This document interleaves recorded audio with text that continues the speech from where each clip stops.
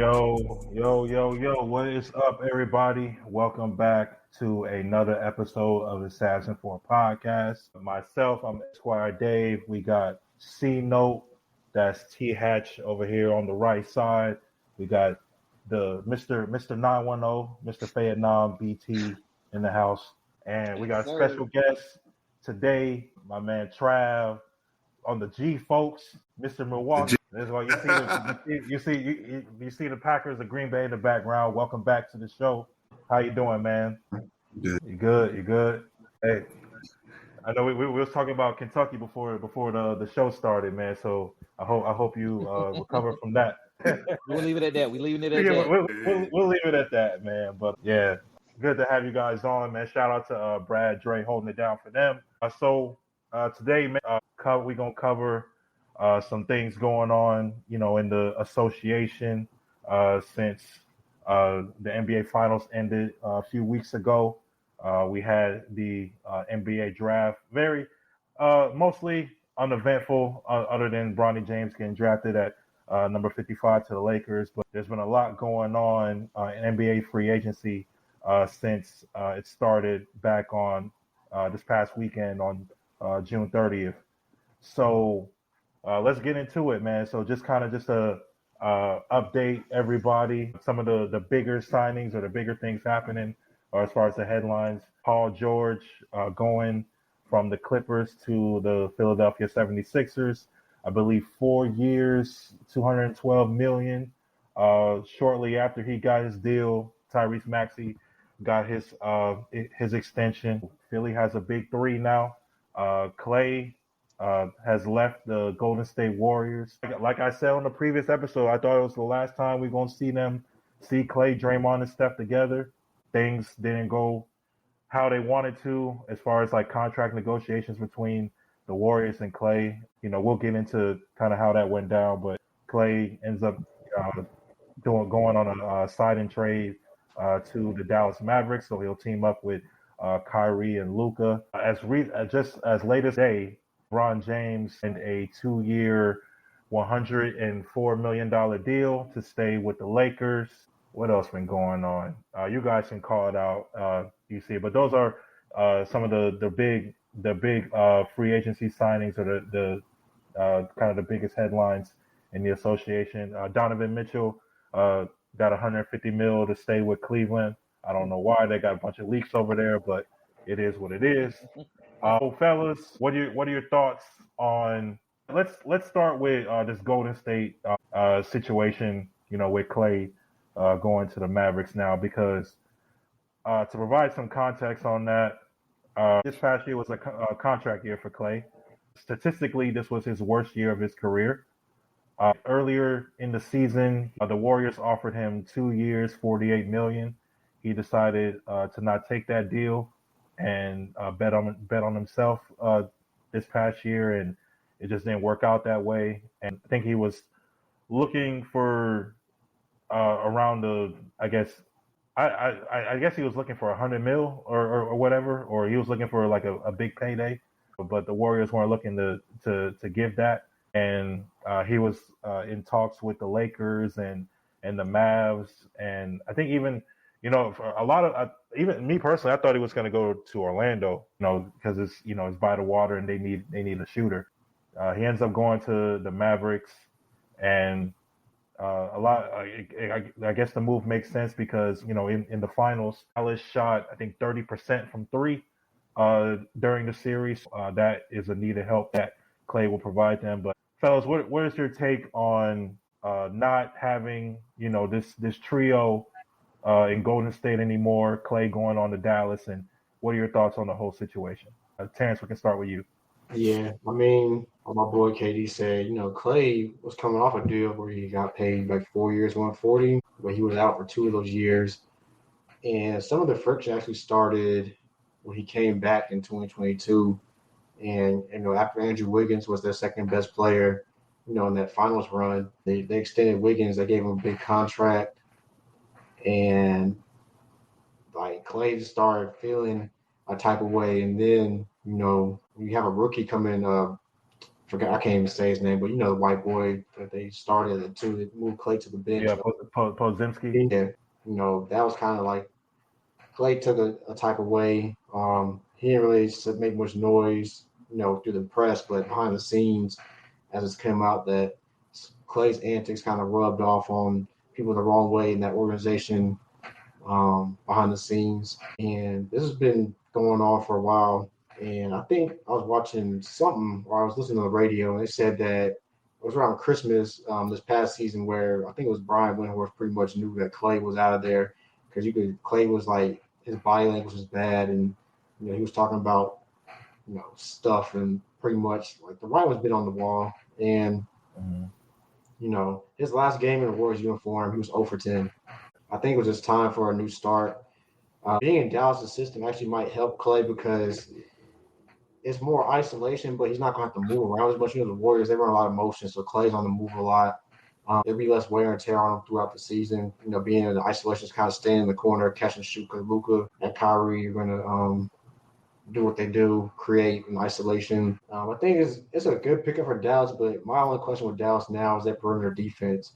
You trade Josh Green, who's one of your young athletes. You still have Hardy on the perimeter. You got Luka, you got Kyrie, and now you got Clay, who's older, not quite the same defender he's been since the injuries.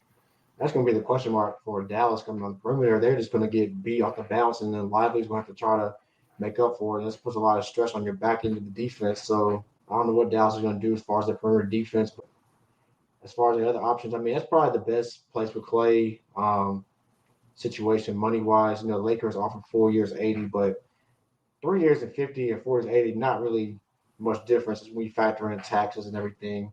And I don't think Clay wanted to be a Laker with everything going on. We'll talk about LeBron in a second, but I mean, the writing's been on the wall for Clay even to Golden State for a minute. You can tell he was kind of unhappy. As far as the Warriors go, they added Melton, they added Kyle Anderson, solid role players, but I mean, it's not going to move the needle for them. Yeah, they can get Lauri Markkanen, maybe that'll be the piece that they need to maybe do something. But as of right now, the Warriors are a playing team. If that, honestly, the West is loaded, man. Like they barely made the play in last year, so yeah, it ain't looking good for Steph, man. It might be time for Steph to come on home, Corey. I knew that was Speaking of, damn the rest. Wardell, let me talk to you real quick, brother. What? I've talked to you before, and I will continue to talk to you. I'm like, it's me and you right now, brother. Just come home. We're setting up the team perfectly for you. We're putting shooting around because you love to shoot. We're working on defense. We got a great defensive mind coach. We're doing a lot of things, and this is for you. Your brother is there. Your father is still on commentary. A great family reunion. Come home, brother. That's all I got to say. The writing is on the wall. It's there. What do you need to make this happen? Do you want LaMelo gone? We can get LaMelo gone. You have to, yeah. We'll make that possible. We can trade MB as well, too. Like, we're working on all of these things. We're going to get him over to where he wants to go. We're going to get this first-round draft pick so we can compensate your former team perfectly. But we're going to bring you home, brother. Don't worry about it. We're going to save you. That's all I got to say. Wardell, come home. I mean, Miles Bridges about to go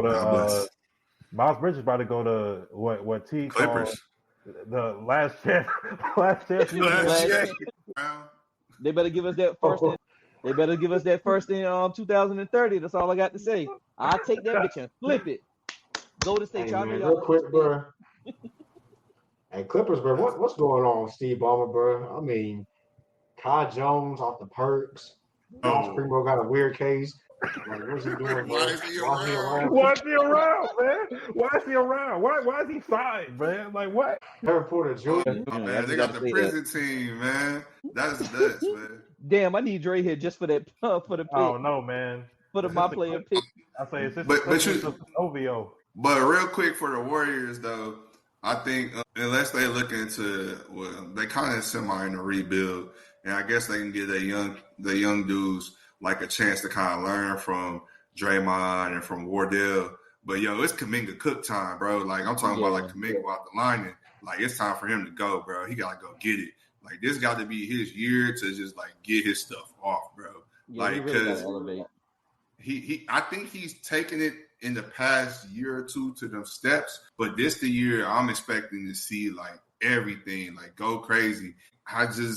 I know I'm gonna get attacked for this, but I don't like the Warriors' development for player development. It's either you got it or who's gonna attack you for that? No, it's not good. All that say that shit. That shit is cooked. I have a lot of friends and family in the Bay Area that hold the team, close to their heart. But I also like for the Mavs side of things, it's a good pickup for them.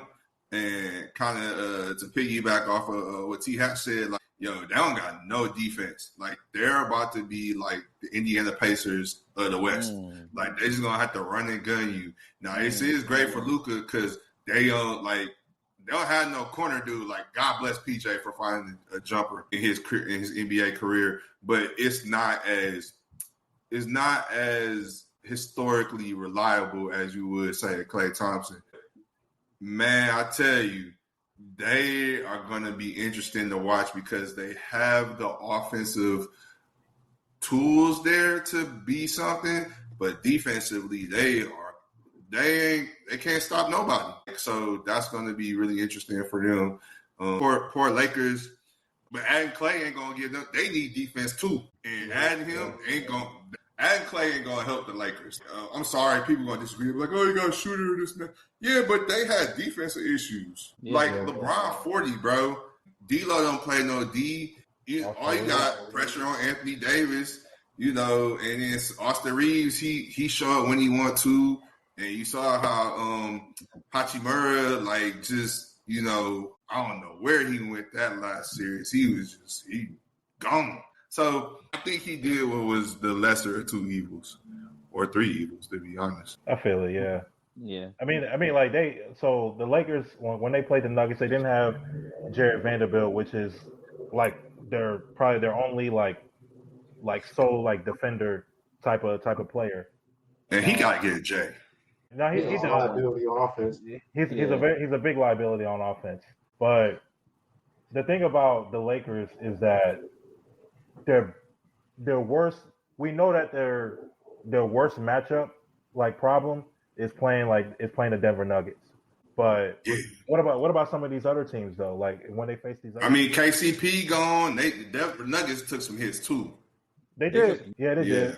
They did. I mean, they lost Jackson. Thanks for the picks and thanks for Reggie. Yeah, go ahead. Next up was like Dallas. I mean, who the Lakers will guard Luka and Kyrie, man? You can throw Bron. Luka cook Bron every time, bro. Like Bronny James, bro, with the lockups. Bronny in maybe 3 or 4 years, maybe. Yeah. Bronny with the lockups. Put him out there with Christie. That's nasty. Yo, I guess so. Max Christie need a role on the team though, for real though. Like I don't know why he cold. Max Christie to look. I mean, you saw what was on his drawing board. Hey, you see Torian Prince on with the Bucks, man. He followed Darvingham to Milwaukee. That was wild. Yeah, I don't know what we gonna do, man. My Bucks. People be talking about how angry they are about Miami and what they team not doing. This is just par for the course of just being a sports fan in the state of Wisconsin. You be waiting for the splash and it don't happen. That's why when we got Dame, it was a national holiday because we don't do these things. So we just we got Dame. Is this real? But we ain't moving the needle. I'm yo, let's move some things. We got. You want to know why? The reason why is because of Glenn Rivers. He killed all of this. Is he? I don't think Glenn the GM though. But he was in Adrian Griffin's ear. You get Dame and you get Dame's coach, and then you fire Dame's coach, and you're telling make them run the offense like how you want them to run the offense. Don't let nobody tell you that you're wrong. Yo, if we don't make the playoffs, if we don't make if we don't get past the second round this year, I'm pulling up, bro. I'm coming home. Glenn got to see me, G. Because it don't make no sense. I understand us getting hurt and mid-pack was smoking. The mid-pack was smoking. But why are we getting Torian Prince we need another shooter? Is he going? He's okay. He's defense, but he ain't giving me Jared Vando defense. Nah.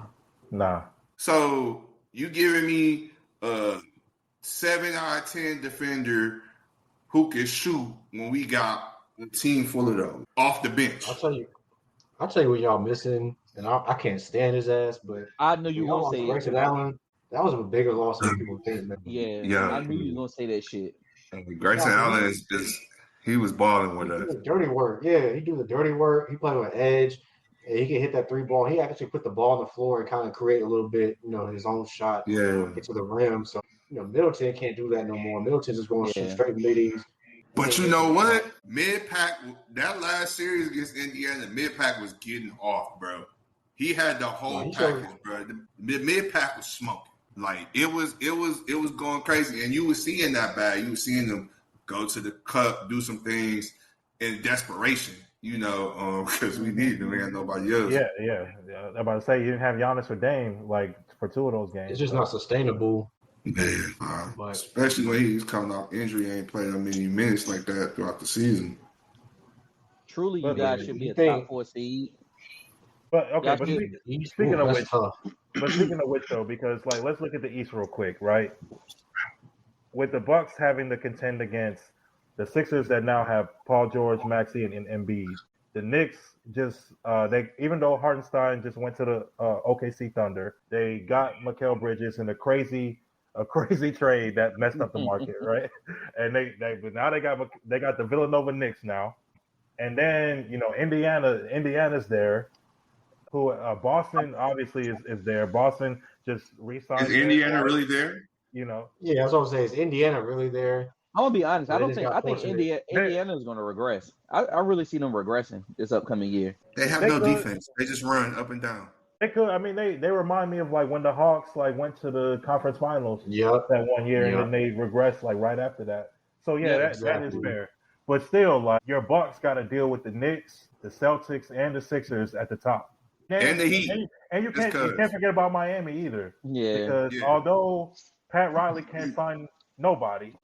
Fight back, Godfather. Fight back. I mean, goodness gracious, you have all this the delightful scenery in Miami. You can't sell that shit. Be for real. I don't think they're really trying to sell it. I think the thing with Miami, the Heat culture, I really think that they really believe in their system, their coach, their player development, whatever. But at the end of the day, you need dudes. Yeah. They just Jimmy Butler is getting older, and they chirping that he might leave or they might trade him. They don't really believe in Jimmy Butler no more. He's not healthy. He don't take the regular season seriously. You hear all this stuff coming out about Jimmy Butler. You re-up Bam.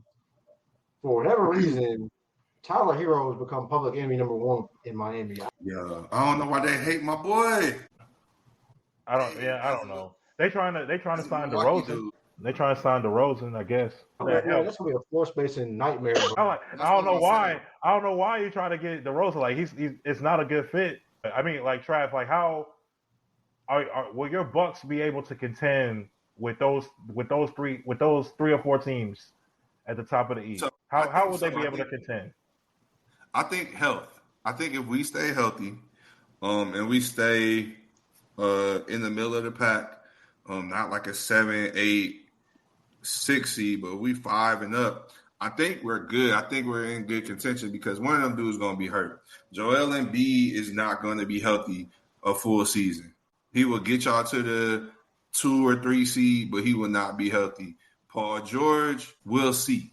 The only consistent thing you got there is Maxey. We'll see how that bench is, how deep they are in the way they play. Now, that's my thing with Philly. Boston gonna be Boston. That's who I'm really worried about because Boston, they good, and then the other thing I worry about is when it comes to, like I said, I'm not really worried about the Pacers. The Heat always scare me because they just find a way to beat us. All right, so the Knicks. I really want to see how that works. I really want to see. I think it's a cool thing they got going on there. I just feel like when it comes down to it, when it comes to the realness, you're going to get the Bucks in Boston at the end of the day. Or it could be the Knicks in Boston at the end of the day. Philly don't scare me just because I know they won't be healthy.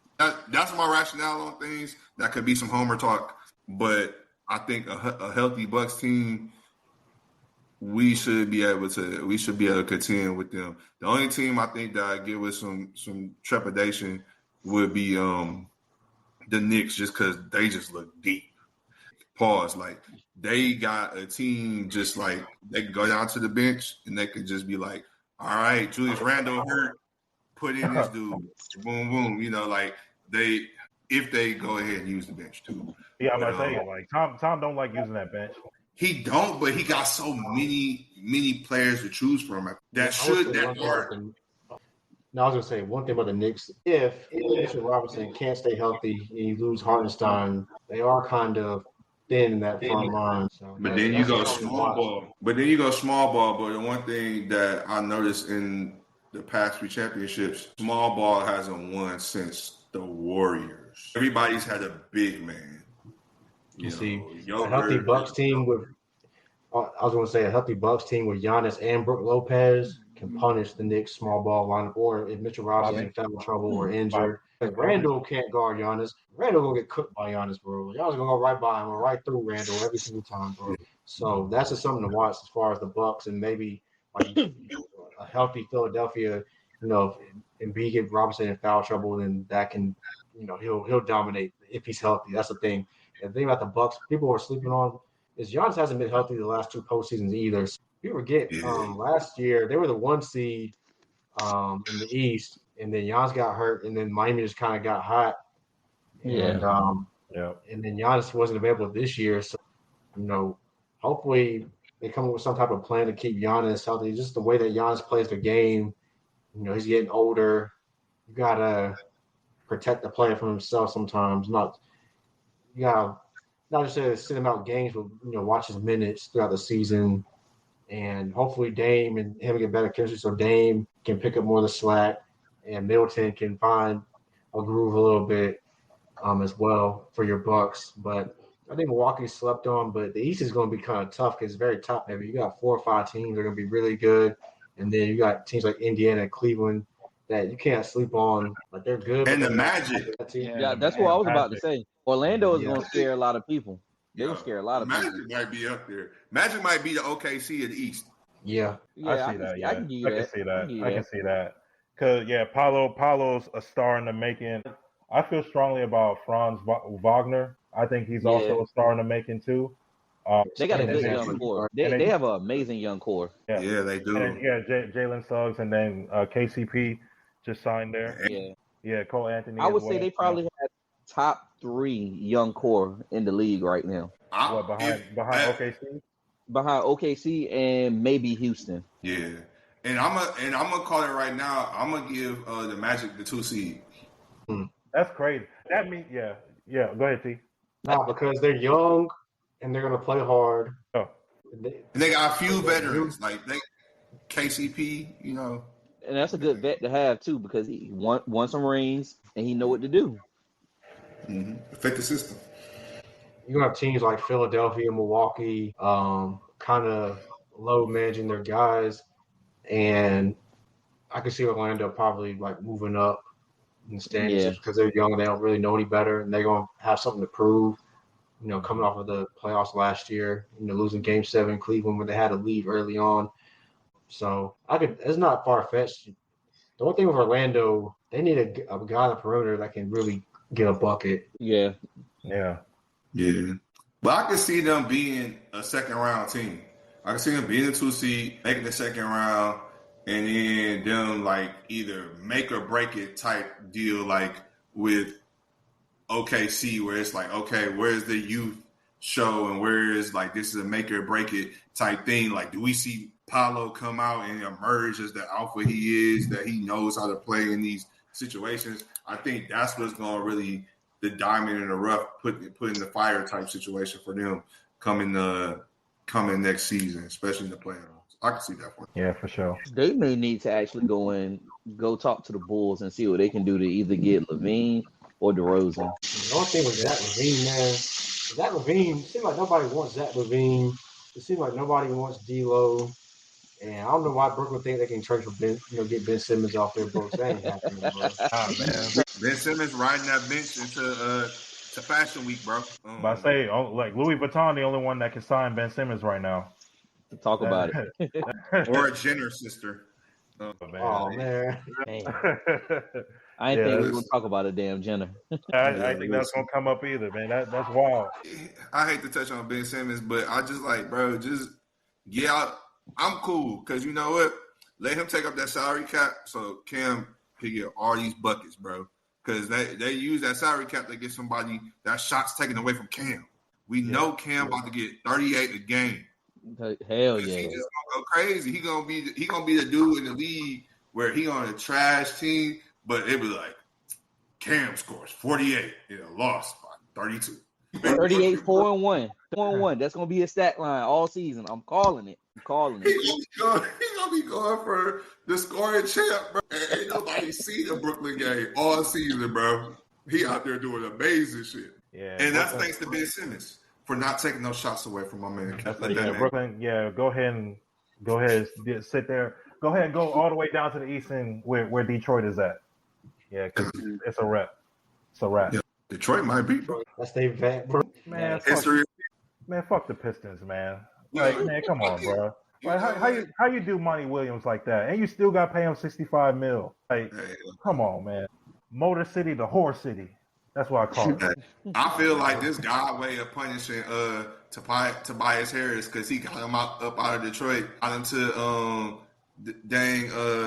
the Sixers. He ain't performed. He said, "No, you gotta come back and learn, my G. You gotta come back and learn." That's all bad, man.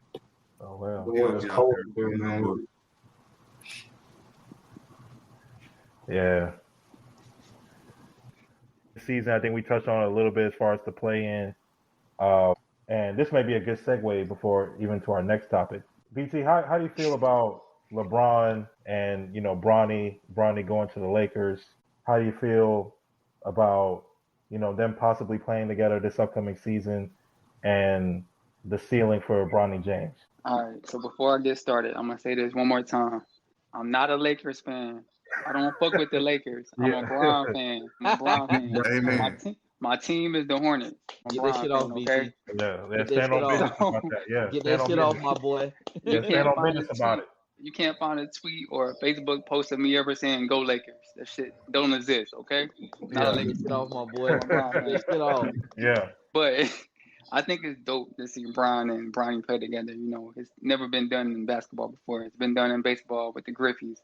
So I think it's dope to see that father-son combination in the NBA. I know that was one of Bron goals, a couple of years ago. He said it.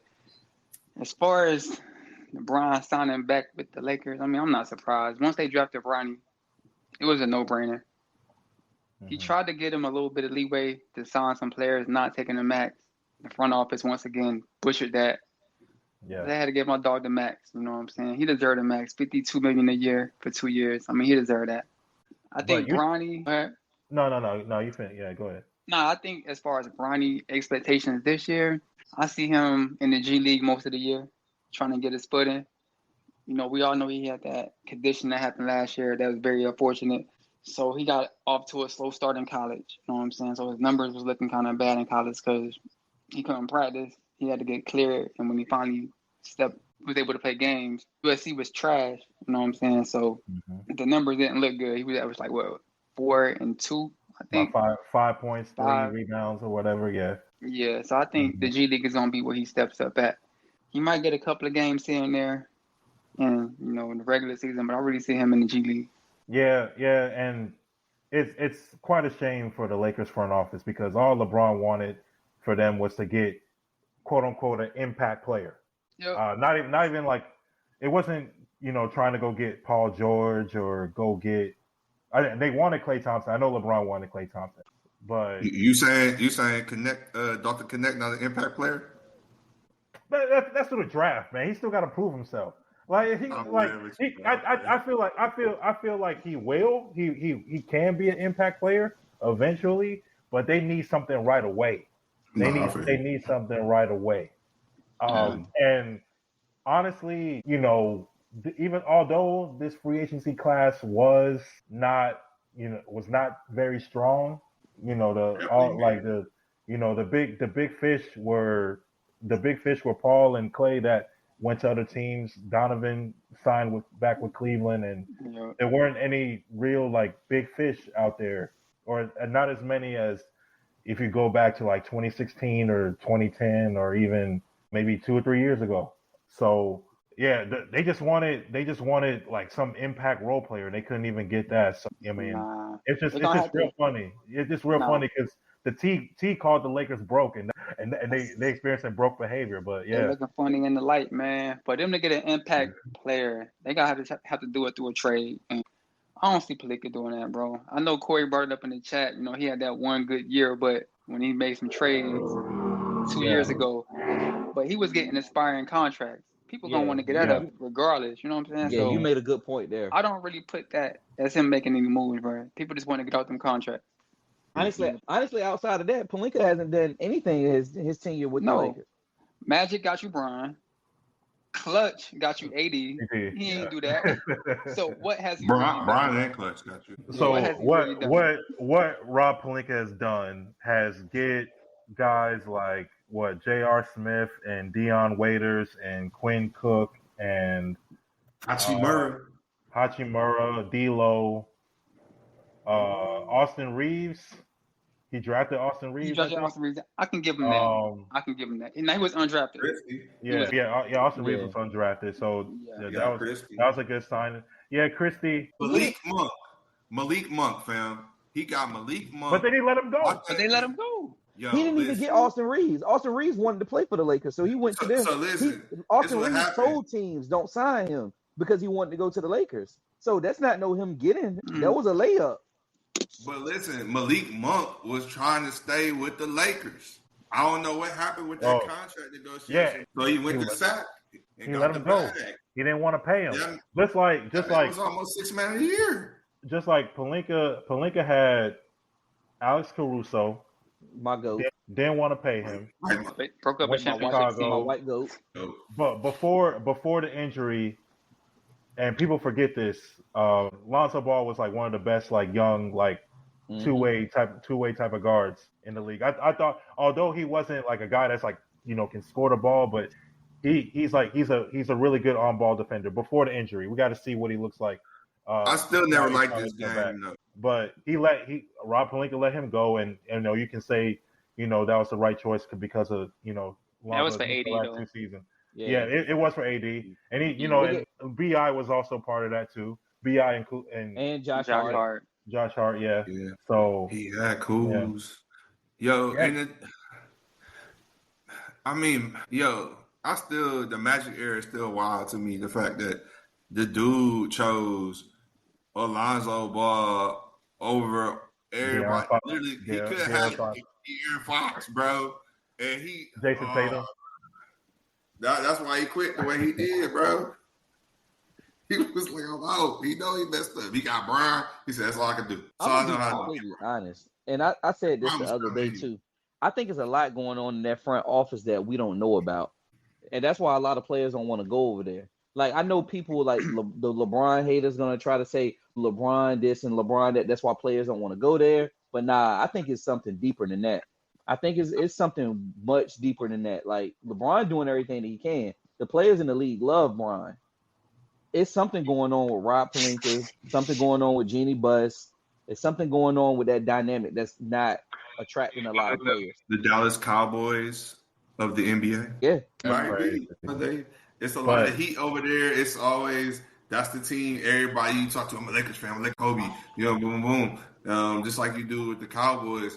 But at the same time, like outside of them Kobe years and that Bron chip, like what have they done? What have they provided or given to the culture besides, living off their legacy? So in Rob Pelinka, I just feel like he does just enough not to get fired. He does enough just for during the trade time to make some moves just so people could just be like, yo, the Lakers have made moves. We'll see how it goes. Boom, boom. And it doesn't turn out well. Yeah. I want to go back to something that T said I think it was last episode about the Lakers. And, I think it's just as simple as that. It's a family business over there. And a lot of times, like, players, when you're trying to attract players don't want to enter something in which they have to, like, fit inside of a, kind of a loop that is already closed off to them. So, I mean, the Lakers essentially is a family business. Like a lot of, well, not a lot, but I know some organizations kind of like have that legacy, like a la the Cowboys.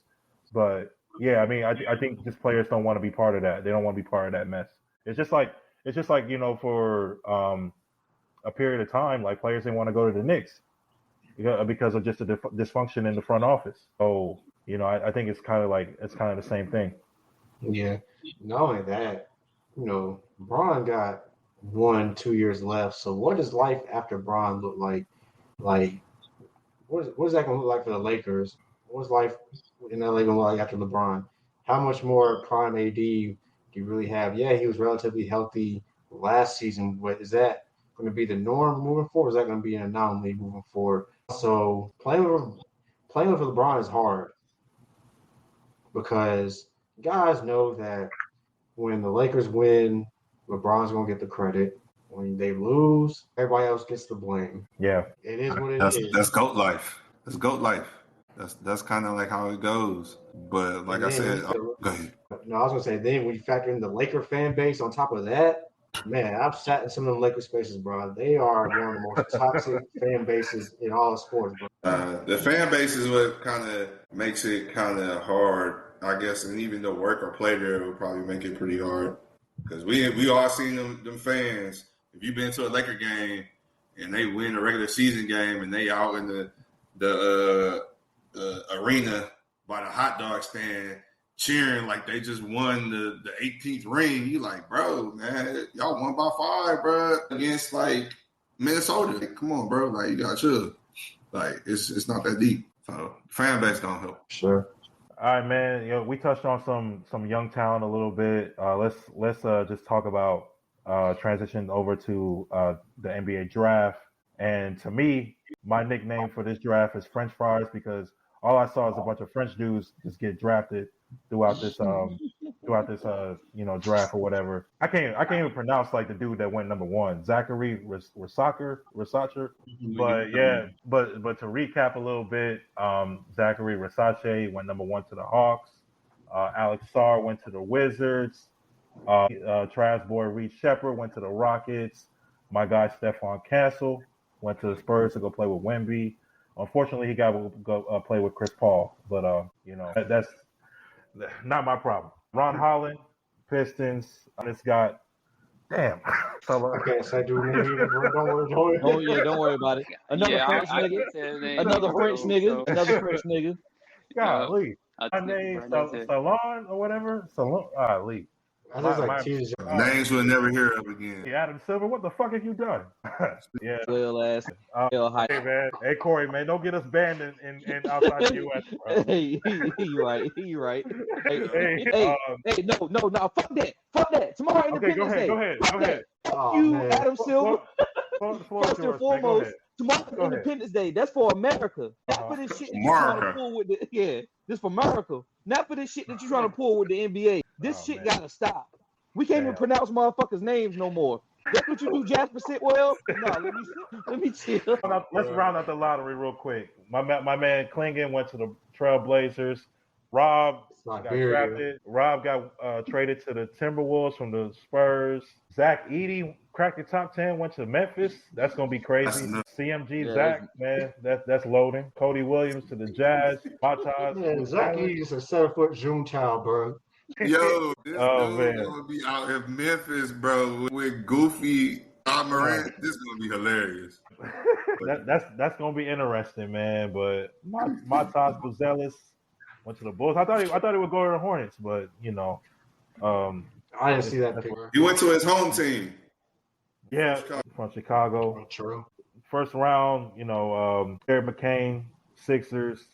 Dalton Connect went to the Lakers. Raptors drafted Jacoby Walter. That was a nice pick for whatever we can get at 19. Who else? Aaron Shannon Jr. went to the Timberwolves. That was an interesting pickup. Isaiah Carr went to the Jazz, and obviously in the second round there were some solid pickups in the second round. Kyle Filipowski as somebody free Kyle Phil, bro. The hell? Yeah, you heard that story? Yeah, that story is nuts. That story is nuts, man. Not my problem. Not my problem. I don't know, man. I think Kyle, you need to go ahead and break up with your girlfriend. But yeah, Yeah, no, You that know, shit really is Get Out. Mormon Get basically, Out. basically, In man. Utah. That's nuts. The Book of Martin Luther. But yeah, some solid picks. Harrison Ingram. I say you gotta say my dog went name to- now. Yeah, of course, man. Of course, man. I'm getting there, man. We getting there. All Drafted right. 48 to the Spurs. Spurs got they had a solid draft. Yeah. Tristan Newton went to the Yeah. Pacers. Unfortunately, he's part of the ops now. And then obviously the headline of the second draft was Bronny James going to the Lakers. Fellas, what were some pick? What was the pick that you liked the most and one that you liked the least? BT, we'll start with you. Shit, the pick I liked the most was Harrison Ingram getting picked. You know what I'm saying? That's UNC right there. Yeah. You know, I don't really care so much about the Spurs, but the pick that I like the least, I'm gonna be petty. It's gonna be McCain going first round to the Sixers. You know what I'm saying? That fan basically gonna tear him up, bro. The boy can hoop though, man. He just funny, man. He can hoop though. Let him have one bad he game, was bro. Yeah. It's gonna be some F words. It ain't gonna be the 4-letter word either. Nope. Hey, that's gonna be preseason. Bro. First game of summer league, man, like they did Wemby and B Miller. Yeah. So, okay, that's the pick you like the least. So, Yeah. all right, Trav, what about you? Pick I like the least is like the first one. Like I don't even know who that dude is. I heard he cookies. So like, like we ain't never gonna hear from him. What are we doing? Oh shit. The one I like the most is like all my Kentucky guys, like Antonio Reeves. You gotta pick one, bro. You gotta pick one. But you know what? I can't, bro. I like them. I like all my Kentucky picks, bro. And that's because I think they're good fits, man. Especially that Rob Dillingham with Ant-Man. I like that. Nasty work, I like bro. That's that. gonna be nasty. I like that. That's gonna be crazy. Yeah. Okay. T, what about you? I mean, Rob Dillingham to Minnesota is about as perfect a draft pick as you can have. You know, basically, that's exactly what Minnesota needs. They need another bucket getter because when the game slows down, you know, Ant-Man can get his, but who else can really create their own offense, bro? Like, Cat want to be a guard, but you're 7 feet, bro. When you got a 6'7" PJ Washington, bro, you got to take him to the block, bro. But again, Rob Dillingham is perfect because he can get his own bucket. He's going to come in and kind of be like a Malik Monk type of, Lou Williams type of guy for them that can really just come in and just do what he do, and that's get buckets.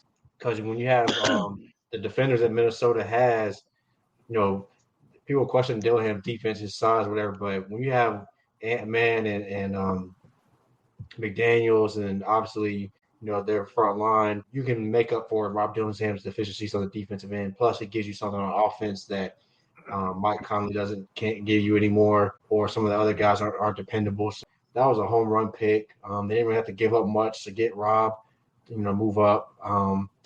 The pick that I like the least, I'm gonna say Jared McCain. It's not his game, but his antics, that ain't gonna fly in Philadelphia, bro. I'm telling you, bro. You better play well. I think he is what they need, a guy that can shoot. He can definitely shoot the ball. He can score. He'll add some depth to their bench, but if he doesn't play well, he's going to be public enemy number one in that city. He definitely will. Yeah, I feel you. All right, Corey, what about you?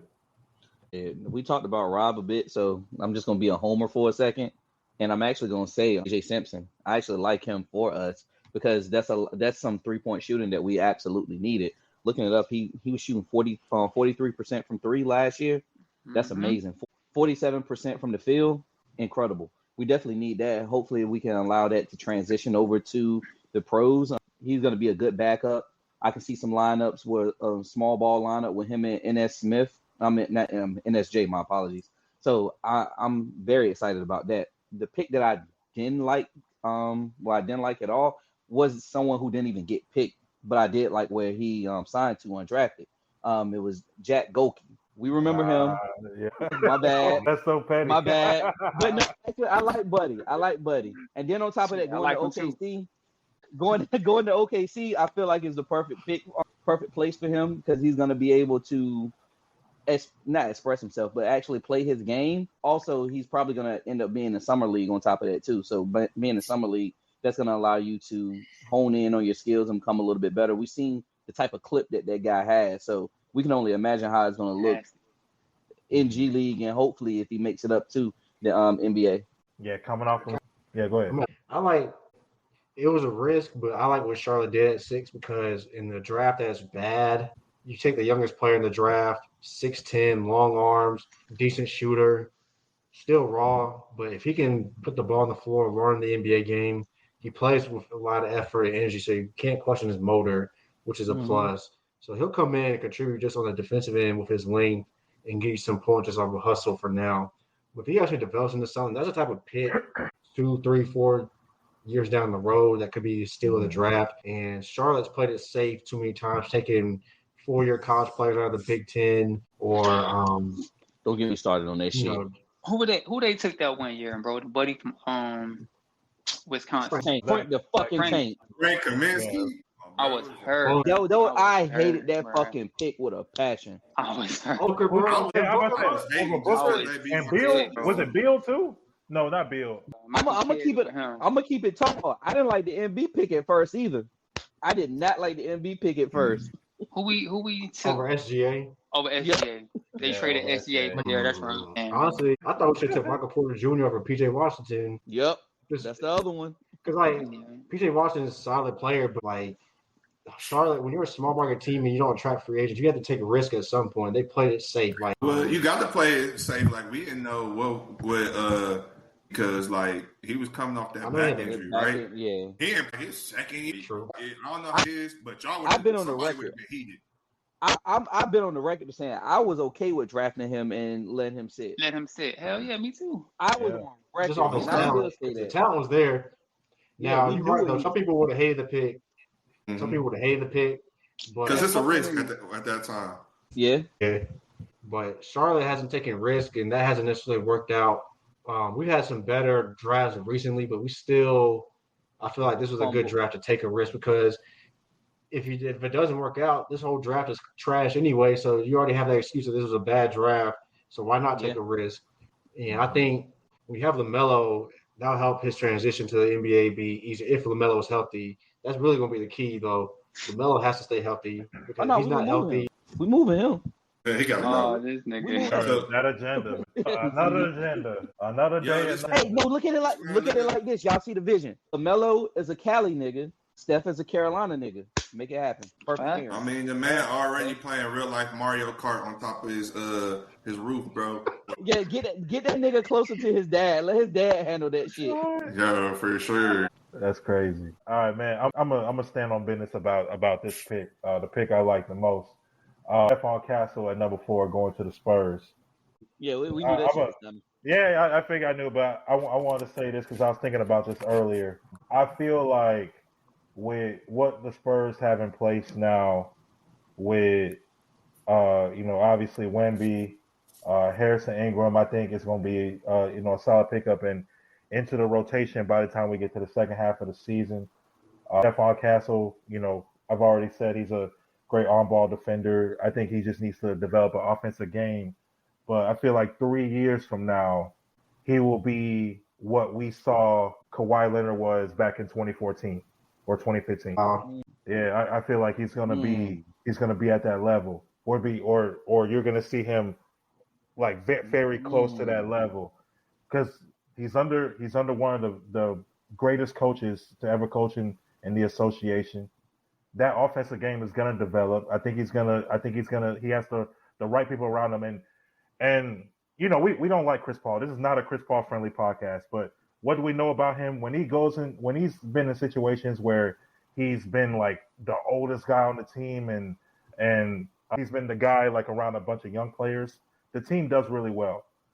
Go back to what we saw when they sent him from the Clippers to OKC. We thought they sent him to Siberia. That team ended up making the playoffs and losing in 7 to the Rockets. When he went to Phoenix, they had Devin Booker, DeAndre Ayton, and Mikal Bridges already. But look how that team was. They were 2 games away from winning a championship. So look at how he was able to help those guys. So I feel like this situation with the Spurs. Don't be surprised if the Spurs are the same way like the Rockets were this past year and fighting to get into the play-in. They're fighting. I think they can possibly be fighting for that 10 seed. So that's how I feel about. Yeah, I'm gonna be honest. Like, and I was just sitting here thinking about this, and if somebody was talking, I apologize for cutting you off. But we all can feel about Chris Paul like how we do feel, but that may have been the perfect pickup for the Spurs. Like, you get a point guard who's gonna be a fucking point guard for Wemby. Only thing Wemby is gonna need is for somebody to throw it up. And what is Chris Paul known for? Throwing it up. So it's a perfect pairing. And then you actually get him with, honestly, probably the greatest, or if not the greatest, one of the greatest, the most transcendent, of all time. Yeah, and one of the most transcendent players of today's game. You know. So it's a lot of good stuff that's going on in San Antonio. Adam Silver wanted to make sure that he looked out for the Spurs. I definitely believe that. Because that's all this. The agenda. Right. Spurs been down for too long, man. So you got to make them come back. I don't know how many more years Pop got, bro. Like he up there, man. So they got to make something shape. And Wemby young, so they got to find a great protege for Pop to bring in and keep on that Spurs way of doing stuff. Man, Tim Duncan, man, go hire Becky Hammond, man. No, I'm gonna tell you what's gonna happen. Pop is gonna be there to develop those young players, and then when he's ready to retire in about 2 to 3 years, Steve Kerr is coming right over. Steve Kerr? Yeah. Steve Kerr is coming right over. He's gonna fuck that shit up, bro. Come on, Steve Kerr don't develop players. He will take a set team and he'll move a couple pieces, and they're gonna be good. That's all that's gonna happen. But this is the thing. I hate to say it. This is the thing with the Spurs. You gotta look. They have a good, solid team, but they need to stay middle of the pack or lower because they need to get somebody who can run along with Wemby. Right now, I don't know if they have any viable people that's in his age window to do that. So right now, that means they gotta be at least okay to trash for the next 2 drafts so they can get all this great talent coming in 25 and 26. Because that way you can get your Twin Towers situation or you can get your running mate situation where you got at least a 2 or 3 type situation with a young core. Because if they don't do that and they start winning a little bit and they okay to good, they're going to miss out on all that talent unless they make some crazy trades or sell their soul for something. But that's what Wemby needs. He needs a player to play along with him long term. And right now, the age windows ain't matching up. Yeah, no, that's fair to say. A pick I like the least. Yeah, we talked about Dalton Knecht going to the Lakers, but I think 2 picks ahead. And Dre talked about this. I think I guess among ourselves before, maybe a couple months before the draft. But we talked about Dalton Knecht going to possibly the Miami Heat. At 15. Yeah. Him fitting into that Heat culture. But the Heat selected Khalil Ware from Indiana. I think he was a transfer guy. Only played at Indiana for 1 year. I would have liked to see Dalton Knecht get drafted by Miami, but I think the Lakers is also a good situation for him. But speaking of Miami, I think you had a topic regarding the Heat and the Lakers that you wanted us to discuss. So I'll pass the floor to you. Yeah, I mean, I've just been seeing the slander on Twitter or X, whatever y'all want to call it today. The Heat fans are in an uproar about the lack of movement by Pat Riley, but then also, as we mentioned, the rampant fan base of the Lakers, they are also kind of mad because of Klay Thompson and the moves that lack thereof that were made. Which fan base do y'all feel is the maddest? Got the most hate for what's going on? Because that Heat stuff started picking up, but then when that Klay stuff ain't happening, like the Laker fans, they felt the way. So the slander on social media has been nuts. Like, what do y'all think? I still think the Heat fans ones is a little more funny to me.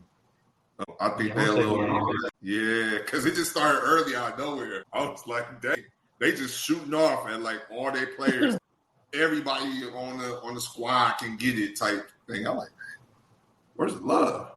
I think with Miami, because they went to the finals in 2020, and then they were in the Eastern Conference Finals in 22, and you get back to the finals in 23. But basically, kind of like the same makeup roster, but if it seems like they haven't gone all in and hadn't been able to make that one move that put them over the top. When they got to the finals in 2020, we all knew that they couldn't beat the Lakers. When they got to the finals with Denver, we all knew they couldn't beat Denver. They gave Boston 7 games, but I think that was more in 2022 in the Eastern Conference Finals. But I think that was more Boston just being Boston versus the Heat talent. And they just haven't been able to really make that one move that can kind of really put them in true contention. I think that's where a lot of the Heat fans' frustration comes from. Yeah, that's fair. That's fair. The Lakers fan base, yeah, they're in hell right now. They don't. There's not much to look forward to. You at least for the Heat, you can say, okay, we still have our core together for however many years, it may be 1, 2, 3, whatever amount of years they have left. They could possibly still, surprise like these other 4 or 5 teams in the East, at the top of the East, and they can be continue making these conference finals runs that they've been doing. Whereas the Lakers, it's the Lakers in the past 3 years have missed the playoffs or have gone to the play-in and had to win at least one play-in game in order to get to the first round. And that it's only a matter of time before like that remains like not that doesn't become sustainable. And they've had a quiet off season so far. They haven't been able to make the necessary moves, which is why like we were talking about earlier, LeBron got $50 million a year now. What is there to be optimistic about with the Lakers fans? So I understand why I feel like they should be more upset. Whereas, I really don't give a damn about Miami, man. You made all these runs, like you made all these runs to the conference finals. Like you're still gonna be competitive in the East as long as like you stay healthy. So that's how I feel. Nah, I feel like the Laker fans should be mad only because you got Bron and AD. AD is in his prime, and Bron's still balling like he in his prime, even though he about to be 40. So I feel like the Lakers didn't maximize that opportunity. You know what I'm saying? I think, not saying they can beat any team in the West, but I feel like they can give teams in the West some good bump besides Denver. Denver is a bad matchup for them. But I think any other team, Lakers can give some good bump to. So I feel like the Lakers fans should definitely be mad. You know what I'm saying? Because you just wasting the rest of Bron's career and you wasting AD's prime. And then another thing, like AD played like 70 games last year, bro. When's the last time he played 60 games? The nigga played 70 games last year. You gotta go back to 2020 probably. And you wasting that, bro. He gave you all he got. His this nigga played 70 games, dog. Like that shit just don't happen. So yeah. That's fair because the Nuggets are a bad matchup for them. I mean, if they had played like OKC or maybe Minnesota possibly, the Clippers possibly, but I don't. Yeah, I think they could have beat Phoenix too, just because of the size difference, Paul. Yeah, they could be Phoenix. Yeah. Nah, I agree as well. It's the Lakers. They have the fan base should be the most upset with them. Just like how BT said, like you got AD and you got Bron. You should be able to successfully build around him a whole lot better. But it comes back to how we said earlier, Rob Pelinka. Rob Pelinka really hasn't done shit since he's been there. Like he didn't do any of this. Like you lucked up into a lot of different situations. You lucked up into a ring, to be completely honest with you. That was none of your doing. We knew that shit was gonna happen. Yeah, they should be calling for his head, but Jenny not gonna get rid of him. It's so family oriented over here. Like I think maybe Dave or somebody said that. But like it's really family oriented. Like them jobs, like even if you've seen like the Lakers documentary on Hulu and just how family intertwined it was, and even the joint on HBO, like it kind of gives you some insight onto like how you don't let go of your housekeeper. Well, I ain't never had one, I ain't privileged, but like you don't let go of your housekeeper, like because like she part of the family or he part of the family and shit. Like that's the way they feel about like Rob. That's Rob. Come on, bro. Like if he ain't doing the job, he got to go. It's nothing personal. It's business. He can still come over. We can still chop it up, watch TV, hang out, chug some beers. But nah, bro, the team got to win. We got to get exactly. Yeah, you can always part ways with people that you feel like is family. Look at what happened when Phil left. Yeah, no, I feel still back in the mix. Jeannie, she married. But Jeannie married. Hey, the way Brown was talking to her. Hey man, this is taking a crazy turn, man. My bad. Wow. Nah, but like the whole family thing, man. Why do you think Kurt Rambis was considered for that job at one point? Exactly. Why do you think they brought Rudy T in that time too? What did they do? Oh man, Byron Scott. I think best way to explain it. This is the best way to. Yeah. The buses run the Lakers like how a college school. Well, a school runs their basketball programs and their football programs. They only want to bring in familiar. But how you explain JJ Redick though? Huh? How you explain JJ Redick? They brought in Coach K to help with the search. Oh man, Facts. I don't know. God bless JJ. Yes, peace. I don't know. Peace, good luck. Good luck. Raleigh Durham streets, bro. Yeah, man. Just like every white boy from Duke is, bro. No, I heard they had to get him out his drunken stupor and get him to rehab. Yeah.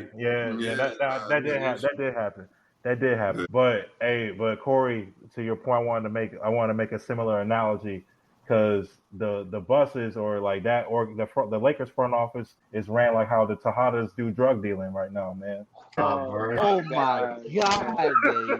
I couldn't help myself, man. Nah, but you know what? What? That's a great analogy, bro, because that shit, they both fucking stupid. So that's a great analogy. The Tejadas are fucking dumb. This is like what if man, Diana was running the organization? Yeah. If Jeannie Buss was fucking Monet. Yeah. LeBron. Kane is Palinka because Palinka dumb as fuck. Kane dumb as fuck. Yeah. But Monet always called it Kane stupid. She said, "Why you so stupid?" I be like, "You the one because of do stupid." Hey, well, what do you think is happening behind closed doors in the front office, man?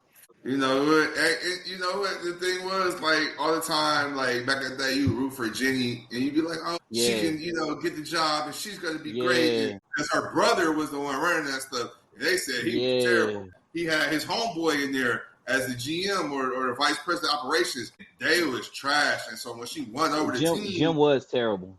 Jim was terrible. And his GM or VP, and so he was like, all right, so when they got him out, we was like, okay, and then you started to see some changes, and then, that's when they brought Magic in, too. I was like, yo, what the hell? Magic up there. Oh, no, not me. I'm like, come on, bro. Like they kind of goofy over there. High key, bro. They kind of goofy. God bless them, though. We all It's time to switch out the buses. It's time to switch out the buses. Bring Johnny in. Let's see what Johnny can do at this point. Well, it's not. Hey, Johnny. Johnny don't want no parts of that shit. They got two younger brothers, though. The two younger brothers. They like our age. Yeah. It's not our problem. It's not our problem, man. It's not our problem, man. God bless, man. God bless. God bless. But, my team hopefully is on the up and up. Yeah, for sure. So hey, Steph, we on the up and up, brother. Yeah, go ahead, send them prayers up, man, because that agenda, we'll give that agenda about 3 years, 2 or 3 years. To see if let me run down to Victory Christian real quick. I think it's Coach still there. Pulling out all the stops. I'm gonna make this shit shake. When it happened, y'all gonna know it was me. Bless. Yeah. All right. Before we wrap this up, any final thoughts from anyone? Anything I want to shout out? Jury's still out on that. Like I say all the time. First off, let me thank everybody for joining today. We appreciate you joining us again. For another episode. Like we always say, like, share, subscribe to the pod, YouTube, Instagram, Facebook, Twitter, X, all that good stuff. Just hit that button. If you're watching on YouTube, hit that black button right there. If you're listening on any podcast streaming platforms, make sure you follow us. Just want to shout out some champions real quick. Shout out to the Florida Panthers for not losing that 3-0 lead and winning in 7. Shout out to the Americans at Wimbledon right now. My guy Francis Tiafoe made it to the third round. Appreciate you for that. Naomi Osaka, much love to you as well. Shout out to the Tennessee Vols, college baseball. enjoy that because you're not winning shit in football. So enjoy that baseball championship. Who are Oklahoma softball? Again, y'all enjoy that because y'all not winning shit. Y'all not winning shit in football either. Y'all go ahead and just enjoy Welcome them. to the bit. Shout out to the U.S. Men's soccer team. Y'all are a bigger disappointment than the Dallas Cowboys. Y'all need to get y'all shit together. Saw that loss. Y'all need to get y'all shit together. That's all I'll say about that. But we appreciate y'all for listening. More content is on the way. Like I said again, make sure like, share, share this content with everybody. We appreciate everyone that's been engaged with our YouTube page and everything that we got going on. So with that being said, this is a wrap. Savs in 4. All right, we out of here.